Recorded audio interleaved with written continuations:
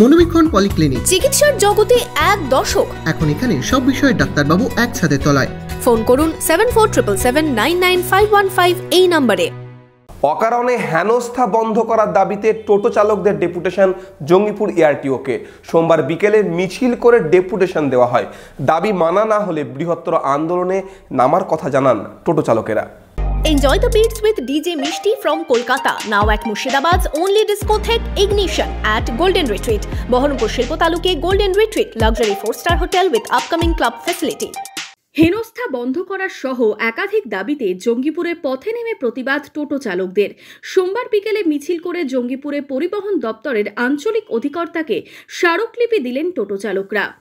জঙ্গিপুর টোটো ইউনিয়নের দাবি, স্বল্প খরচে রেজিস্ট্রেশনের ব্যবস্থা করতে হবে তাদের। শহরের বিভিন্ন জায়গায় টোটো স্ট্যান্ড তৈরি করতে হবে তাদের জন্য। টোটো চালকদের সামাজিক সুরক্ষার আওতায় আনতে হবে। এদিন মূলত 7 দফা দাবিতে মিছিল করে সংগঠনের পক্ষ থেকে স্মারকলিপি প্রদান করা হয়। কিছু নিয়ম শৃঙ্খলা করা হোক, কিছু আইন করা হোক। আমরা অনেকগুলো প্রস্তাবও রেখেছি যে শৃঙ্খলার মধ্যে আনা হোক, সংখ্যা নিয়ন্ত্রণ করা হোক। কিন্তু আমরা লাগাতার দেখছি যে একটার পর একটা দপ্তর এক এক সময় টোটো চালকদের উপর সমস্যা নামিয়ে আসছে।